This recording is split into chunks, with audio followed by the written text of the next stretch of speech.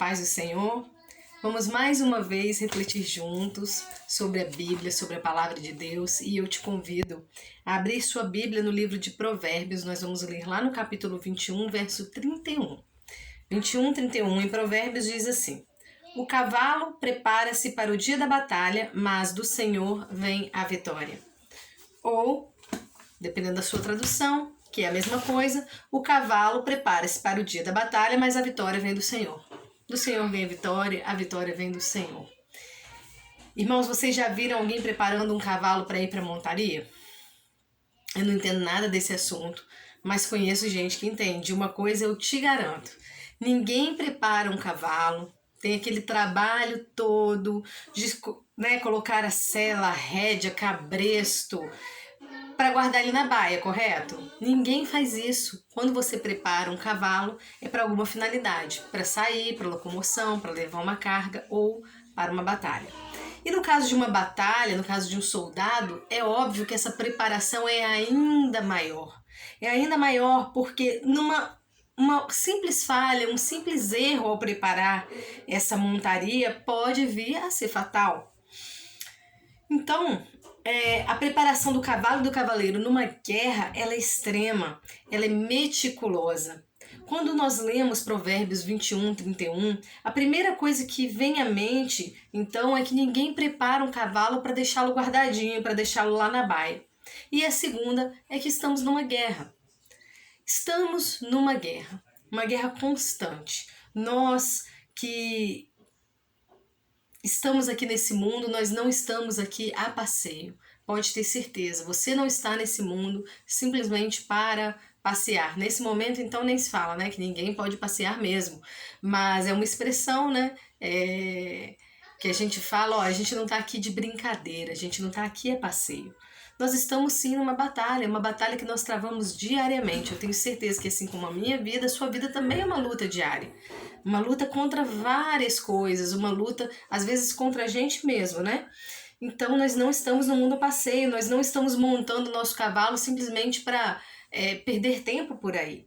Nós montamos o nosso cavalo para travar uma batalha diária. E a nossa batalha, a minha, a sua, que crê nas promessas de Deus, que crê em Deus, ela é rumo à terra prometida, ela é rumo ao reino de Deus, certo? Um reino que não é desse mundo, uma terra prometida que não é nesse mundo, certo? Então nós temos um destino certo e nós não podemos nos distrair demais com os cuidados deste mundo, certo? Porque senão nós correremos o risco de nos perdermos no caminho.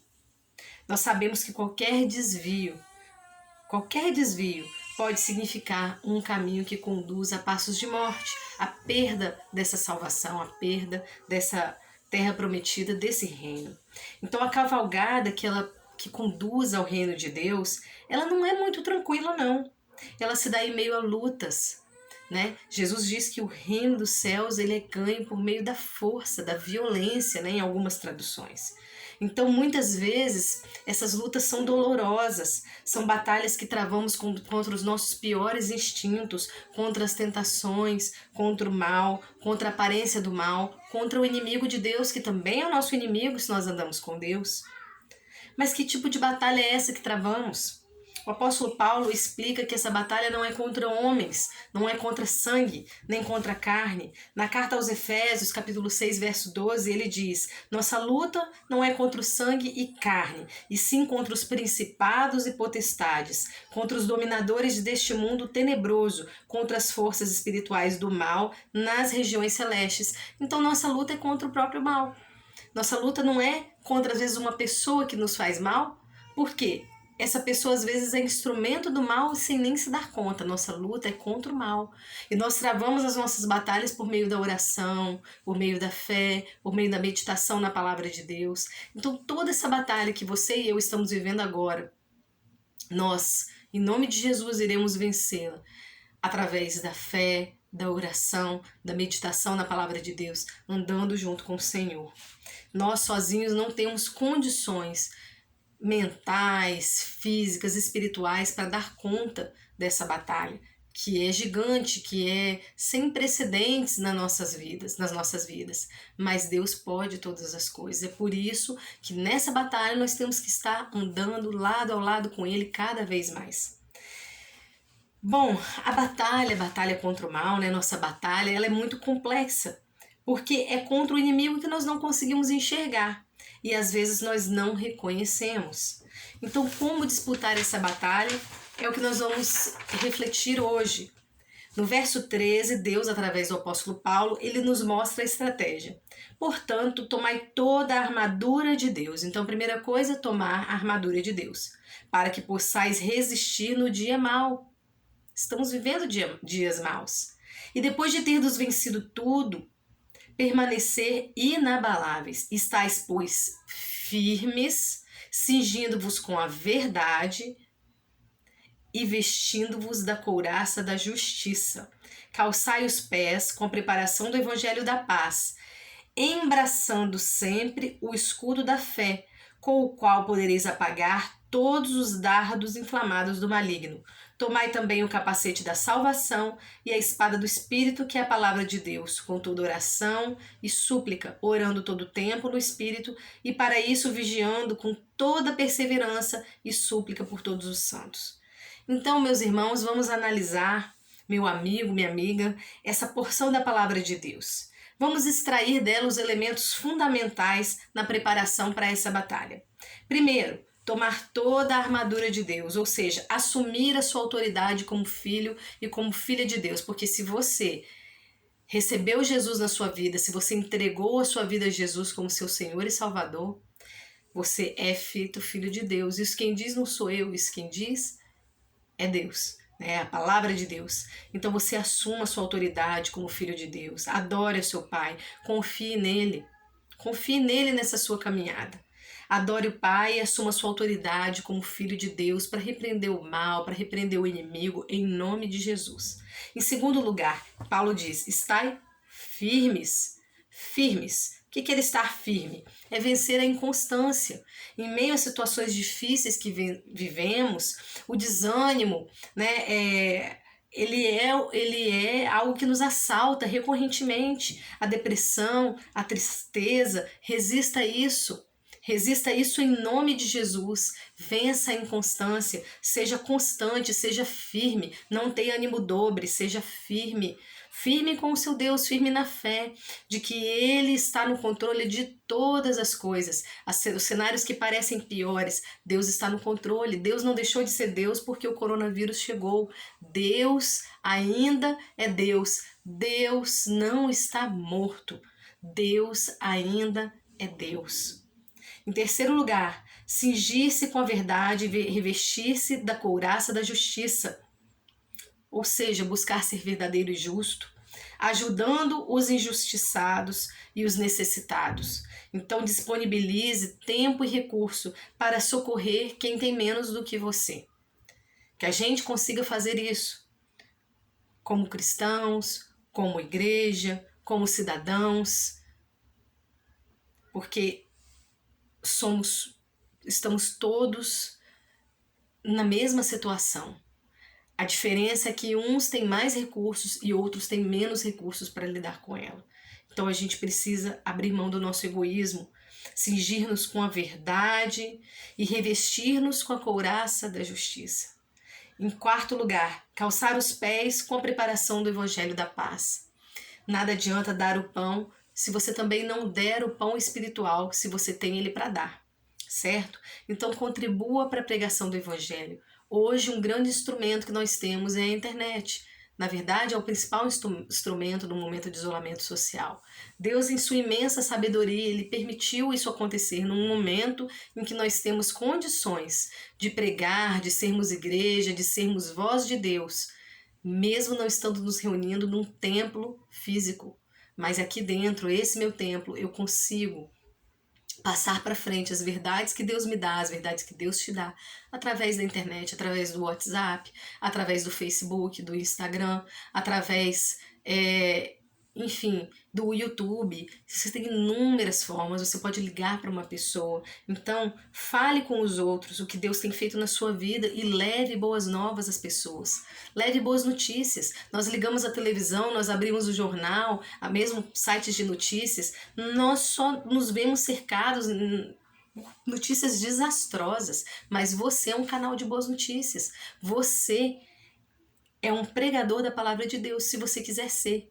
E qual é essa boa nova? Olha, Jesus veio para nos salvar. Não importa as circunstâncias, ele venceu o mal, ele venceu a morte. E, em última instância, nós temos como realidade a ressurreição e o reino de Deus. Basta crermos nele. Tudo isso que está aqui é passageiro. Certamente a terra um dia vai se esgotar. Você sabe disso. Quem diz isso não é só a Bíblia. A Bíblia já dizia muito tempo antes da ciência, mas a ciência também diz: os recursos naturais estão se esgotando. As calotas polares estão derretendo a uma velocidade assombrosa. A Terra está aquecendo, efeito estufa, gás carbônico, poluição, tudo isso você sabe. Isso afeta a disponibilidade de alimento amanhã, isso afeta a disponibilidade de água, né? Isso afeta as populações costeiras que estão à beira do mar, porque o nível do mar vai subir. Então, tudo isso nós vemos pela ciência. Mas se você olhar para a palavra de Deus, milhares de anos antes, isso já estava escrito. Os homens gemendo pelo bramido das ondas, fomes, epidemias, guerras, rumores de guerras, é o que Jesus chama de o princípio das dores. O princípio das dores. Mas ainda não é o fim. Ainda não é o fim. Pois no dia da grande tribulação, a tribulação vai ser assim, tremenda, tão forte, que se aqueles dias se alongassem, seria perigoso até para os salvos. Mas por causa dos salvos, por causa dos eleitos, né, por causa das pessoas que creem, Deus vai abreviar aqueles dias. É o que diz a palavra de Deus. É só você ler. Você lê isso nos evangelhos. Se você ler o livro de Apocalipse, você também vê. Então, tudo que vem acontecendo, tudo isso está escrito já milhares de anos atrás. E nós precisamos estar calcados na palavra de Deus para a gente entender, olhando para a palavra, que Deus tem o controle. Deus sabia, Deus sabe, Deus vê, Deus não deixou de ouvir o nosso clamor. Deus tem o controle da situação. E é preciso que você leve essas boas novas às pessoas, porque há pessoas que estão se deixando levar por doutrinas, ventos, rumores, estão perdidas, estão surtando. Acho que todo mundo surta um pouco diante de uma situação dessa, mas beirando a loucura. Há pessoas que estão batendo cabeça porque não conhecem a palavra de Deus. Porque quando elas conhecerem, elas vão entender que Deus está no controle de tudo. Tudo isso já estava escrito. Tudo isso. E Deus está no controle de tudo. E para aquele que crê, ainda que passe pelo princípio das dores, pela grande tribulação, ainda que perca a sua vida terrena, perdeu algo que é perecível. A vida é perecível, uma hora ela vai acabar, mas existe algo que não perece. Se nós cremos e aceitamos o Filho de Deus como nosso Senhor e Salvador, nós vamos para o reino dele. Nós ressuscitaremos porque ele ressuscitou. Nós teremos a vida eterna que ele preparou para nós. Isso é o mais importante. O perecível vai perecer mesmo. Essa terra aqui, do jeito que ela está, ela vai acabar e um dia ela será restaurada pelo Filho de Deus após a sua volta, a sua segunda vinda. A gente sabe disso. E ele não vai vir como aquele servo sofredor, ele não vai vir para fazer curas e milagres como ele veio da primeira vez. Ele virá glorificado nas nuvens dos céus. Ele não vai sequer tocar o chão. Ele vai vir glorificado nas nuvens dos céus. E ele vai levar os seus. Ele vai impetrar o juízo. O mal vai se extinguir, haverá novos céus e nova terra. Então, quando a gente olha para a palavra de Deus, a gente vê que mesmo que tudo desmorone, há esperança. Tudo isso já está preconizado. Deus já escreveu. Mas há esperança, porque Deus não quer destruir. Simplesmente, Deus quer renovar. Deus irá renovar todas as coisas. E se nós quisermos participar dessa renovação, basta nós aceitarmos o Senhor Jesus como nosso único e suficiente Senhor e Salvador e andarmos com Deus e seguirmos os seus mandamentos, nos arrependermos dos nossos pecados. Eu vejo ainda pessoas falando, mas eu não roubo, eu não mato, eu não sou pecador, eu não faço nada de errado. Lê do engano. O primeiro erro seu, meu amigo, é a falta de humildade. É o primeiro erro. Isso por si só já é um erro fatal. Vamos reconhecer, eu reconheço que perto de Deus eu não sou nada. Eu não sou ninguém, por mais que eu me esforce, eu não sou bom. Bom é Deus. Eu não sou bom, eu careço da misericórdia de Deus. Porque por mais que eu me esforce, eu tenho pensamentos maus. Por mais que eu não mate ninguém, eu tenho pensamentos de raiva, de ódio, de ira contra algumas pessoas. Por mais que eu me esforce, eu tenho pensamentos de querer, às vezes, fazer justiça, eu mesma, como se eu fosse justo, mas eu não sou. Por mais que eu me esforce, eu poderia ser melhor com o meu próximo que tem menos que eu, mas eu sou egoísta, eu quero reter tudo que eu conquistei, ao invés de dividir. Então, o primeiro passo é reconhecer isso. Nós carecemos da glória, do perdão, da misericórdia, da presença, da salvação de Deus. Amém? O outro ponto, quinto ponto, embraçar, o escudo da fé. É guiar-se não pelas circunstâncias da batalha, mas pela fé de que o Senhor já nos deu a vitória. Caminhar pela fé. Quando nós olhamos o tempo todo para a circunstância, nós nos vemos cada vez mais desanimados, perdidos, desgostosos, mas nós devemos olhar com os olhos da fé. E o que é a fé? A fé é a certeza daquilo que não se vê, mas se espera. É isso que nos ensina a palavra. Então, fé é esperança, é a certeza daquilo que eu não vejo, mas que eu sei que Deus já fez. Eu preciso caminhar pela fé. Sexto lugar, tomar o capacete da salvação. Como nós já falamos, arrepender-se e aceitar a Jesus como seu único e suficiente Senhor e Salvador. Pedir perdão a Deus em nome de Jesus pelos nossos pecados. Deixar que Ele transforme o que precisa ser mudado na nossa vida. Tem um hino que diz, porque muito que há dentro de mim necessita ser mudado, Senhor. E tudo que há dentro de mim necessita mais de Ti. É essa convicção. É essa convicção. E assim tomar o capacete da salvação. Sétimo lugar, tomar a espada do Espírito, que é a palavra de Deus. Ter como foco a verdade absoluta e respaldo para todas as nossas ações, a obediência à palavra de Deus. Ah, mas eu não consigo obedecer tudo. Tenta. Não é porque você não consegue, né, quando a gente é criança, obedecer tudo que seu pai e sua mãe falam que você vai falar, então não vou obedecer nada. Tenta obedecer dentro das suas limitações. Quando você não conseguir, pede perdão a Deus. Como seus filhos pedem desculpa para você, eu não sei vocês, mas eu me desmonto todinha. Quando o filho vem falar, desculpa, mamãe. Desculpa do quê, meu filho? Às vezes aconteceu horas atrás, eu não tô nem lembrando, no dia anterior. Mamãe, porque aquela hora eu fiz assim, assim, assim com você. Eu te respondi, eu não te obedeci. Nossa, eu chego a chorar agora, ó, vocês estão vendo. Então, se eu que sou ruim me emociono diante de um filho que pede perdão, imagina Deus que é bom. Imagina Deus que é bom. Então, assim, é a gente procurar obedecer a palavra de Deus e dando, assim, mais espaço ao Espírito Santo de Deus nas nossas vidas. É separar tempo para estudo e meditação na palavra de Deus e obedecer a Deus incondicionalmente. Se você está firmado na palavra de Deus, no que diz o Evangelho, no que diz a Bíblia, não há vento de doutrina que te leve de um lado para o outro. Não há notícia da Globo, da Record, do SBT, de onde seja, que te leve de um lado para outro, porque você está firme na palavra de Deus. Com oração e súplica, né? O oitavo ponto. Então, orar e interceder pela nossa vida e de todos os nossos irmãos, da igreja, dos nossos amigos, né? Dos nossos familiares, com toda oração e súplica. Né? A palavra de Deus nos ensina a orar sem cessar. Deus ele já sabe o que a gente precisa antes da gente abrir a boca. Mas ele não diz pra gente deixar de orar, não. Ele diz pra gente orar.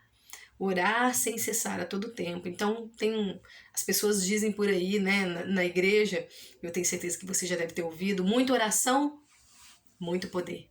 Pouca oração, pouco poder. E é exatamente isso. Então, vamos orar. Vamos orar. Hoje nós não podemos estar juntos muitas vezes para orarmos, né, em comunidade de fé, mas Jesus nos ensina, olha, quando você quiser orar, fecha a porta do seu quarto, fica sozinho, em silêncio. Seu Pai que está no céu vai te ouvir. Então não há desculpa para não orar. Fecha a porta do seu quarto. fique em silêncio e o seu Pai vai te ouvir. Sua oração vai chegar ao trono de Deus, basta você ter fé.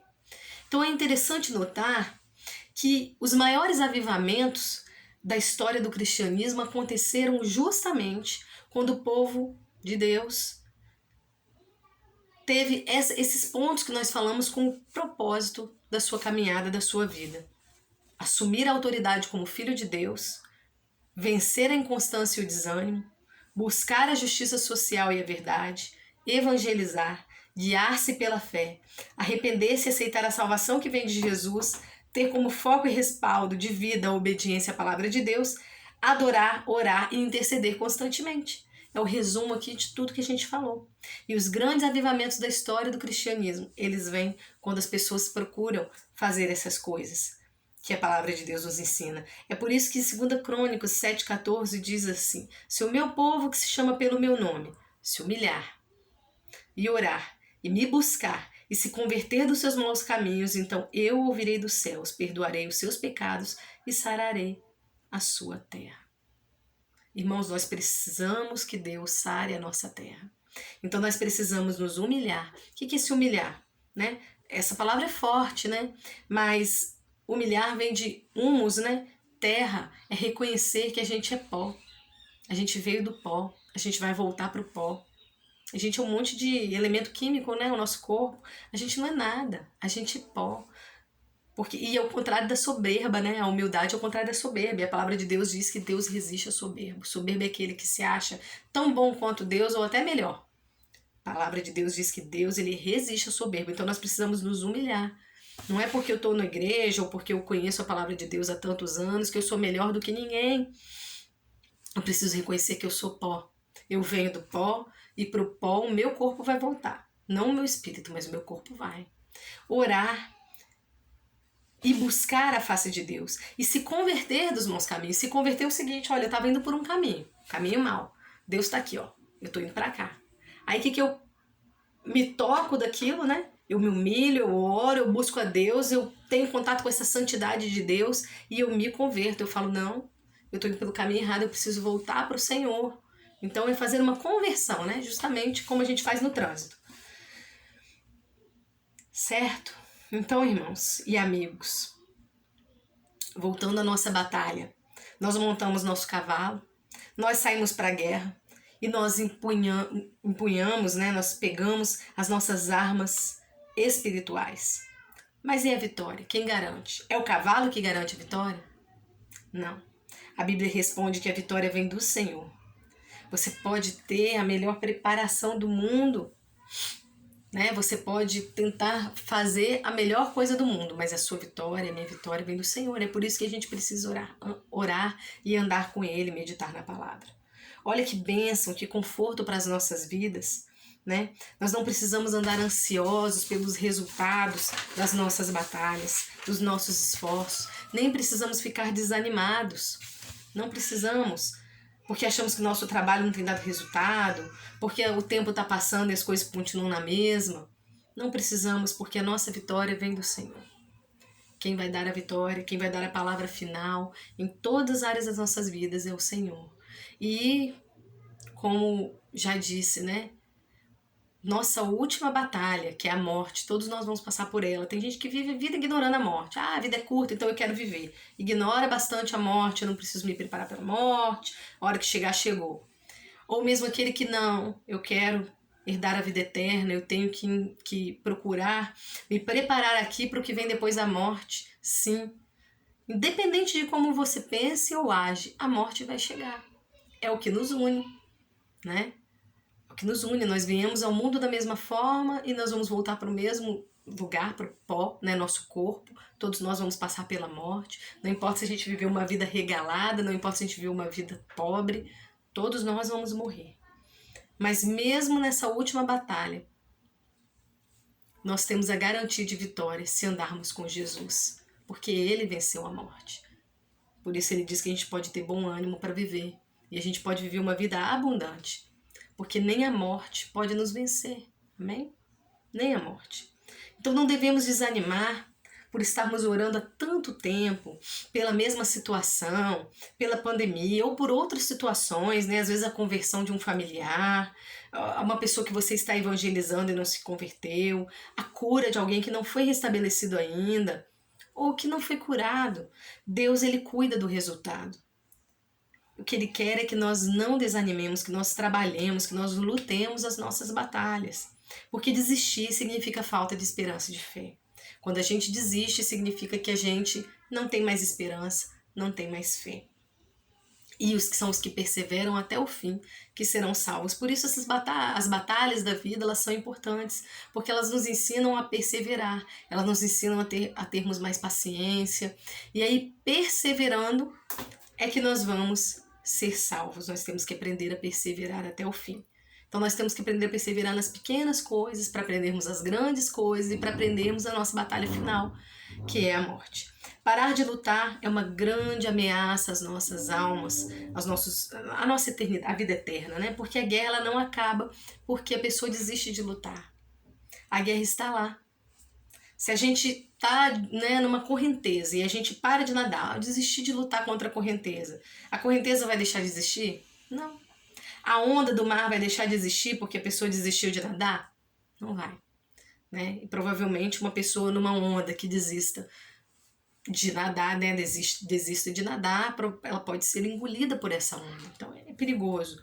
Parar de lutar é uma grande ameaça. Em 2 Timóteo 2, versos 3 a 5, lemos assim: Sofre, pois, comigo as aflições com o bom soldado de Jesus Cristo. Ninguém que milita se embaraça com negócio dessa vida, a fim de agradar aquele que o alistou para a guerra. E se alguém também milita, não é coroado se não militar legitimamente. É claro que aqui o apóstolo Paulo está dizendo de sofrer aflições por amor do evangelho, de sofrer aflições para levar as boas novas aos perdidos, né? É um militar, é uma guerra, aquele que se alistou para a guerra, é uma batalha espiritual, uma batalha para o reino de Deus se estabelecer, né, para o reino de Deus vir sobre nós. Já veio, né, com Jesus, mas assim, para as pessoas serem alcançadas por esse reino e serem salvas também. Essa era a grande batalha do apóstolo Paulo. Mas nós podemos dizer que nós que somos crentes, em todas as batalhas que nós sofremos nessa vida, nós temos esse chamado também. Né, de sermos sal e luz do mundo, sermos luz, porque a luz ela brilha o quê? Não é quando tudo está claro, né? É em meio à escuridão. Então se esse momento está nebuloso, está escuro, você que crê é chamado a ser luz do mundo. Você que crê é chamado a ser luz na escuridão.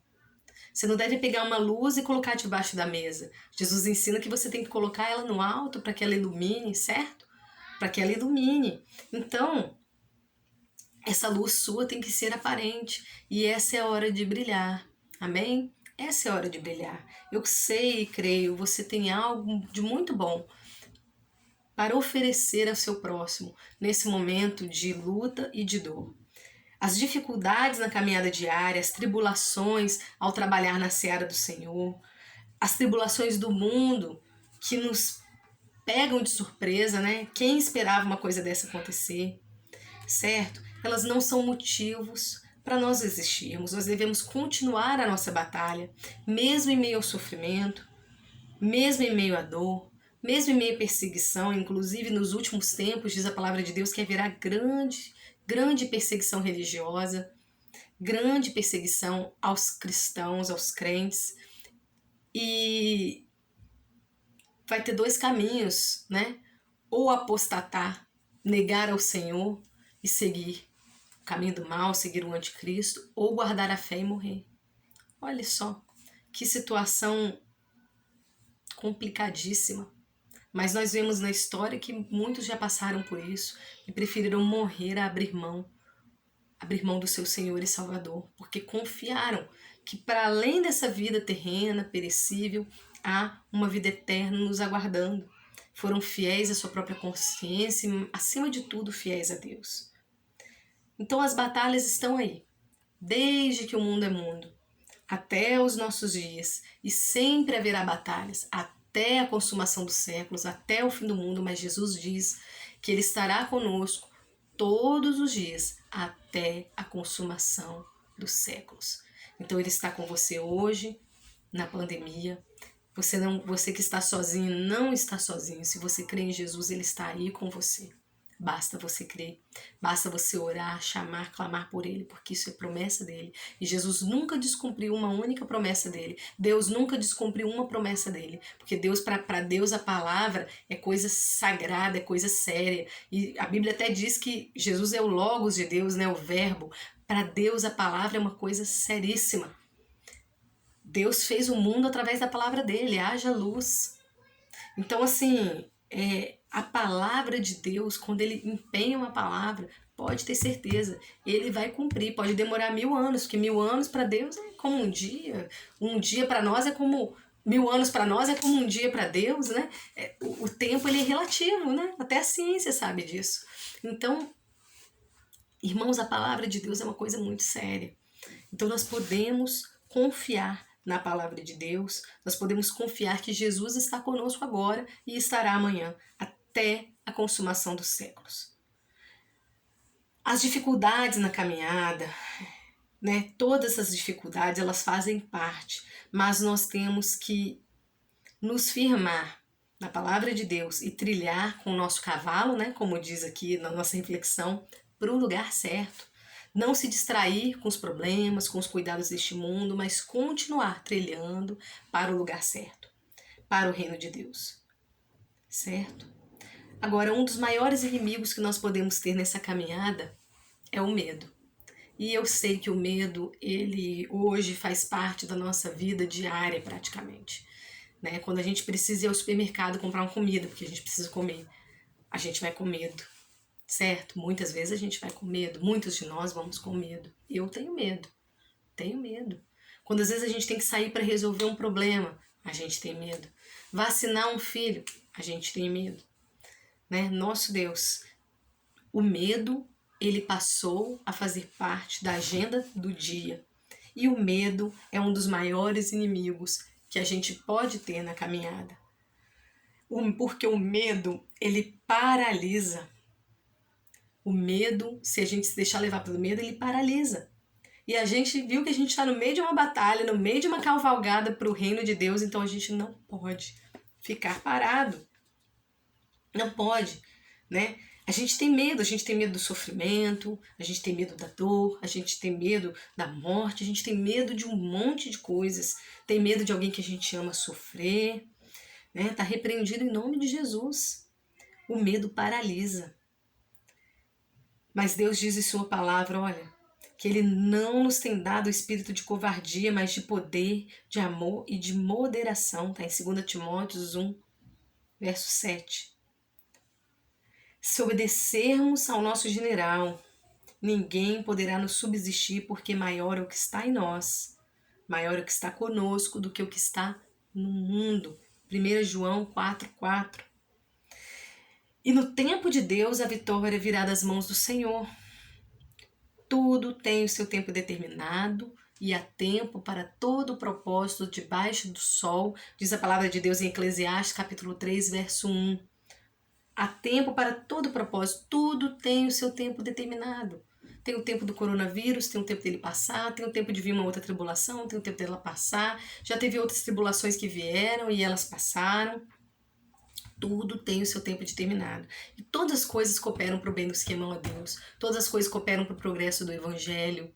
Todas as coisas. Porque a palavra será pregada a toda tribo, língua e nação. Eu não tenho dúvida de que quando a internet estiver completamente popularizada, assim, nos maiores rincões dessa terra, né? nos fins do mundo, vamos dizer assim, nos lugares onde ela ainda não chega, né? Esse é o tempo muito próximo de Jesus voltar, porque quando todas as pessoas da humanidade tiverem a oportunidade de se arrepender, nessa hora, né, Jesus voltará e haverá um julgamento, porque todos tiveram a oportunidade. E nós escolhemos o que vamos fazer na internet, né?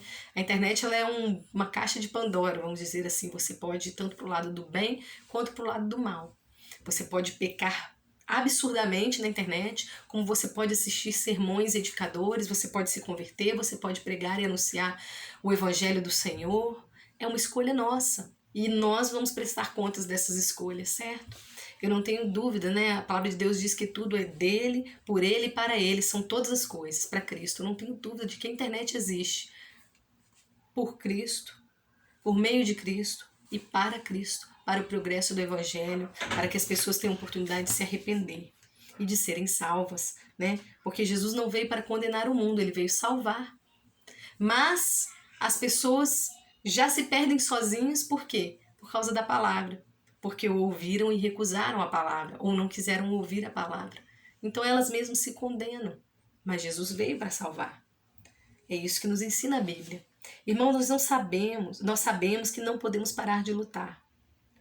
Porém, temos que ter em mente que a vitória não vem do nosso modo, a vitória não vem no nosso tempo, a vitória não vem em função das nossas obras. A vitória vem pela fé no Filho de Deus e pela ação do Senhor. A vitória vem de Deus. O Salmo 20, verso 7, diz que uns confiam em carros, outros em cavalos. Nós, porém, nos gloriaremos em o nome do Senhor nosso Deus. Eu tenho que continuar trabalhando, lutando, empenhando as minhas forças, mas eu jamais devo idolatrar o que eu faço, eu jamais devo idolatrar a minha pessoa, nem a pessoa de ninguém, porque a minha confiança precisa estar no Senhor. Eu não confio em carro, eu não confio nesse cavalo, né, dessa batalha que a gente está travando. Eu me glorio no nome do Senhor, meu Deus. Amém? Você pode dizer isso? Amém? Então o que eu devo fazer? É obedecer a palavra de Deus, é me dispor ao trabalho na seara dele, é orar, é buscar, meditar na palavra de Deus, estudar a Bíblia, certo? Vamos agora, antes de concluirmos, né? Já estamos chegando na nossa conclusão, ao nosso final, mas prestar atenção nessa pequena porção da história do povo de Deus. O profeta Zacarias, assim como Ageu, ele foi chamado por Deus para despertar os judeus que retornaram do exílio para completar a tarefa de reconstruir o templo. O povo de Deus estava saindo do exílio e retornando à sua terra natal. E rapidamente reconstruiu o altar e iniciou a construção do templo. Mas durante a obra, o que aconteceu? Eles foram cercados pela oposição dos povos vizinhos. A gente vê isso lá no livro de Esdras, de Neemias, que chegaram a conseguir uma ordem do governo da Pérsia para impedir essa reconstrução. Assim, o que aconteceu? A apatia se estabeleceu, as pessoas ficaram abatidas e durante muito tempo a construção foi obstruída pelo desânimo. Mas Zacarias era a boca de Deus para reanimar o povo a voltar ao Senhor e aos seus propósitos de restauração do templo, encorajando. Eu gostaria de concluir com algo que Deus disse a esse povo por intermédio de Zacarias. E essa é uma palavra que Deus quer dizer a nós hoje também. Está em Zacarias, capítulo 8, verso 13, e diz assim: E há de acontecer, ó casa de Judá, ó casa de Israel, que assim como fostes maldição entre as nações, assim vos salvarei e sereis bênção. Não temais e sejam fortes as vossas mãos. Grife esse final aí na sua mente. Não temais e sejam fortes as vossas mãos. Não tema, seja forte a sua mão. Que eu não tema, que seja forte a minha mão, as minhas mãos e as suas mãos, nessa obra de reconstrução do templo de Deus em nós, de reconstrução do templo de Deus na terra, quando pudermos voltar a nos reunir em templos, de reconstrução do templo de Deus na sua casa, que hoje é a sua igreja, é o lugar onde você congrega. O que está quebrado aí na sua casa, no seu templo? É a sua relação com a sua mãe, com o seu pai, com o seu marido, com o seu filho. O que precisa ser reconstruído nesse altar? O que precisa ser reconstruído nesse altar interior? Sabe, Deus ele nos mantém em casa hoje. Que propósito ele tem em nos manter conectados cada vez mais com a nossa família, mesmo quando estamos trabalhando, né? Antes passávamos muitas vezes mais tempo no trabalho do que em casa, agora não. Mesmo quando estamos trabalhando, estamos com a nossa família ao nosso redor. Que propósito ele tem com isso? Com os filhos fora da escola, com a família se reconectando. Aproveite esse momento para que essa conexão ela seja verdadeira, ela seja uma conexão espiritual, ela seja um reconstruir de pontes quebradas pela mágoa, pela falta de perdão, pelas brigas, pelo desrespeito, pela mentira, pela traição. Reconstrua essas pontes agora. Reconstrua as pontes dentro de você. Você não tem mais um templo para você dizer, olha como eu sou santo, eu vou ao templo de segunda a segunda. Olha, o irmão fulano tá vendo aqui que eu tô orando. Olha, estou fazendo orações altas, todos estão vendo. Eu não estou dizendo que você faça isso. Mas eu quero que você pense, será que você fazia isso? Eu quero que você pense, eu quero eu pensar também. Porque hoje, quando você ora, não é o irmão que está do lado que está te vendo dizer glória a Deus, aleluia, é o Pai. É Ele quem está te vendo. Você está orando em secreto com Ele. E será que você está orando o mesmo tanto que você orava quando você estava sendo visto pelos outros? Será? Então, assim, a gente precisa reconstruir essas pontes dentro de nós. O que nos afasta de Deus? Quais os pecados que eu tenho tentado ocultar de Deus como se eu pudesse ocultar alguma coisa dele? O que eu preciso confessar a Deus para reconstruir essa comunhão com Ele? Né? Será que eu gastava pouco tempo estudando a palavra? Eu preciso estudar mais a palavra? O que você tem identificado? Eu já identifiquei algumas coisas na minha vida, quero identificar outras. A gente precisa fazer essa reflexão diariamente, porque Deus ele tem um propósito em todas as coisas, Ele está no controle de todas as coisas, Ele sabe de todas as coisas. Por quê? Por que Ele permitiu que nós estivéssemos hoje onde nós estamos? Na nossa casa? Por que Ele permitiu que a igreja de Cristo hoje ela fosse como era no princípio, né? Nas casas. Por quê? Né? Claro que agora, antes podia se chamar os vizinhos, podia se chamar outras pessoas para reunião nas casas. Hoje não, é você e seus familiares, é você, seu filho, seu marido, se você mora sozinho, é só você. Por que Deus permitiu isso? Todas as coisas cooperam para o bem daqueles que amam a Deus. E eu creio que de alguma forma isso há de cooperar para você e para mim, se nós amamos ao Senhor. Então, por mais que a situação seja difícil, eu digo e repito, Deus, Ele é especialista em fazer limonada. Ele pega qualquer limão e Ele faz uma limonada de primeira, basta a gente querer. Então vamos dar espaço para que o Espírito Santo de Deus faça essa obra em nós e no meio de nós, amém? Então agora feche os seus olhos, nós vamos orar para encerrar. Pai amado, nós sabemos que todas as coisas cooperam para o bem daqueles que te amam, nós sabemos que o Senhor está no controle de todas as coisas, nós sabemos que mesmo quando nós nos sentimos perdidos, se nós colocamos a nossa confiança no Senhor, nós não estamos perdidos, mas somos achados do Senhor. Nós temos plena convicção de que o Senhor está conosco até a consumação dos séculos e te agradecemos por isso, ó Cristo. Te agradecemos pelo Senhor não nos abandonar nas nossas misérias, nas nossas dificuldades, não nos deixarmos ficarmos refém dos nossos medos. E nós te pedimos, Senhor, que tire de nós todo medo, toda preocupação, toda angústia e leve com o Senhor e nos dê em troca a sua paz. Nos ajude também a anunciar esse evangelho da paz.